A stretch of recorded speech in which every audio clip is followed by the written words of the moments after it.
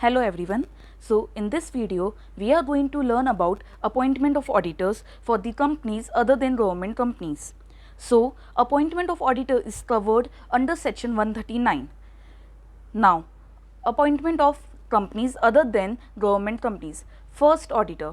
First auditor is appointed under section 139 subsection 6. So the first auditor is appointed under section 139 subsection 6.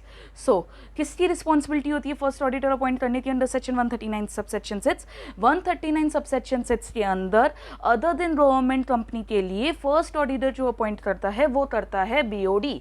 Other than government company के लिए first auditor जो appoint होता है 139 subsection 6 में वो करने की रिस्पॉन्सिबिलिटी जो होती है वो होती है बीओडी की.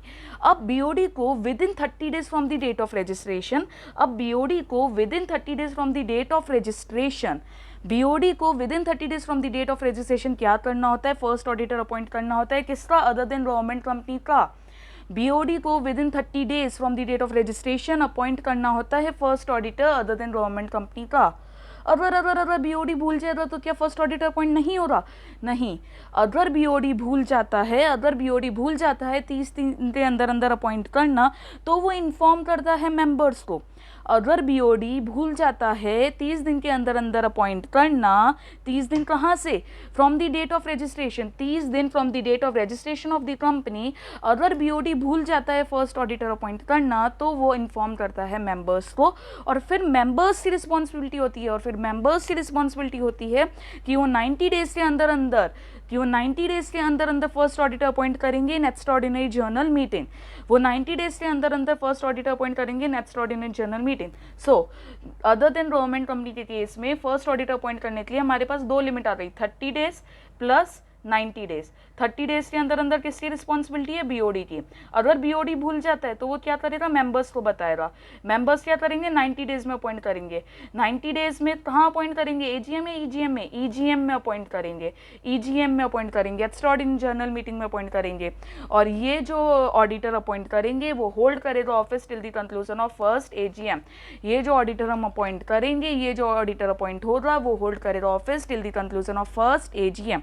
सो again first auditor other than government company के केस में अपॉइंट होता है सेक्शन 139 सबसेक्शन 6 के अंदर. 139 सबसेक्शन 6 के अकॉर्डिंग सबसे पहले बीओडी की रिस्पॉन्सिबिलिटी होती है कि वो 30 डेज के अंदर 30 days from the date of registration के अंदर ऑडिटर को अपॉइंट कर दे. अगर बीओडी भूल जाता है, अगर वो अपॉइंट नहीं करता तो बीओडी जाता है मेंबर्स के पास और वो मेंबर से बोलता है सुनो मेंबर्स, मैं ऑडिटर अपॉइंट करना भूल गया हूँ, तो अब तुम एक्स्ट्राऑर्डिनरी जर्नल मीटिंग में विद इन 90 डेज क्या कर दो? ऑडिटर अपॉइंट कर दो. और ये जो ऑडिटर अपॉइंट होता है ये होल्ड करता है office till the conclusion of first AGM. अब एक अच्छी मज़े की बात बताती हूँ क्या कि इस केस में सबसे पहले अगर बीओडी अपॉइंट करता है तो कोई मीटिंग बुलाने की ज़रूरत नहीं है. देन नेक्स्ट आ जाते हैं सब्सिक्वेंट ऑडिटर के केस में. सब्सिक्वेंट ऑडिटर सेक्शन 139 सबसेक्शन 1 में अपॉइंट होता है. सब्सिक्वेंट ऑडिटर सेक्शन 139 सबसेक्शन 1 में अपॉइंट होता है. अदर देन गवर्नमेंट कंपनी के केस में सब्सिक्वेंट ऑडिटर कौन से सेक्शन में अपॉइंट होता है? Section 139 subsection 1. अब कौन अपॉइंट करते हैं? शेयर होल्डर्स अपॉइंट करते हैं annual journal meeting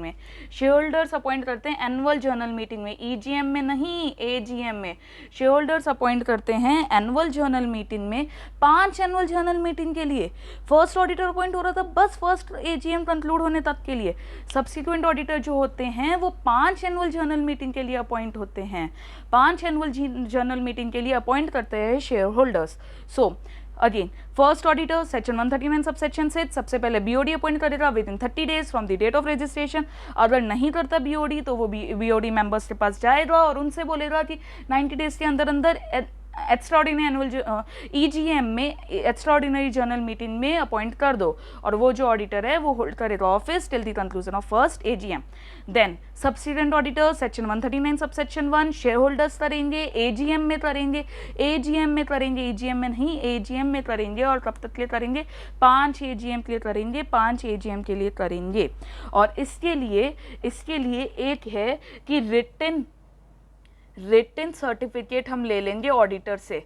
written certificate ले लेंगे ऑडिटर से अपॉइंट करने से पहले, रिटन सर्टिफिकेट ले लेंगे ऑडिटर से अपॉइंट करने से पहले, ठीक है।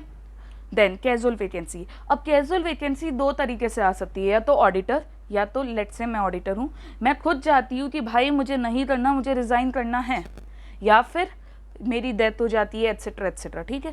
कैजुअल वैकेंसी अगर रेजिग्नेशन के फॉर्म में होती है तो बोर्ड ऑफ डायरेक्टर अपॉइंट करता है 30 डेज से अंदर अंदर, और अगर बिना रेजिग्नेशन की होती है तो भी बोर्ड ऑफ डायरेक्टर जो है अपॉइंट करेगा 30 डेज के अंदर अंदर।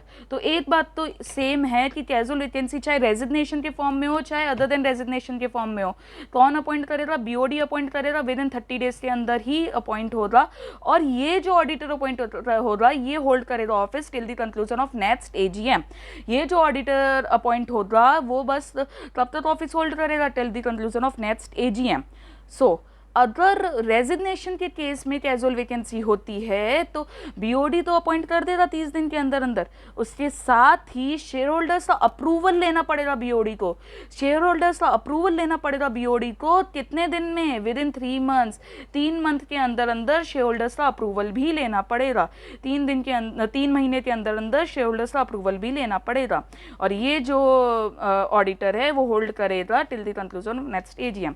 रिकैप ले लेते हैं, जल्दी से रिकैप ले लेते हैं, ठीक है। तो सेक्शन 139 होता है अपॉइंटमेंट ऑफ ऑडिटर का। अदर देन गवर्नमेंट कंपनी के केस में फर्स्ट ऑडिटर के लिए सेक्शन होता है 139 सब सेक्शन 6। बीओडी की रिस्पॉन्सिबिलिटी होती है कि वो 30 डेज के अंदर अंदर from the date of registration appoint कर दे। अगर बीओडी अपॉइंट नहीं करता तो बीओडी इन्फॉर्म करता है मेंबर्स को, जो कि अपॉइंट कर देते हैं 90 डेज में इन एक्स्ट्राऑर्डिनरी जनरल मीटिंग में। और ये जो ऑडिटर होता है ये होल्ड करता है office till the conclusion of first AGM. Subsequent auditor जो होता है सेक्शन 139 सब सेक्शन 1 में अपॉइंट होता है, शेयर होल्डर्स अपॉइंट करते हैं, एनुअल जनरल मीटिंग में अपॉइंट करते हैं और 5 एजीएम के लिए अपॉइंट होता है। इस केस में रिटन सर्टिफिकेट लेना बहुत नेसेसरी होता है, ऑडिटर से रिटन सर्टिफिकेट लेना होता है कंपनी को।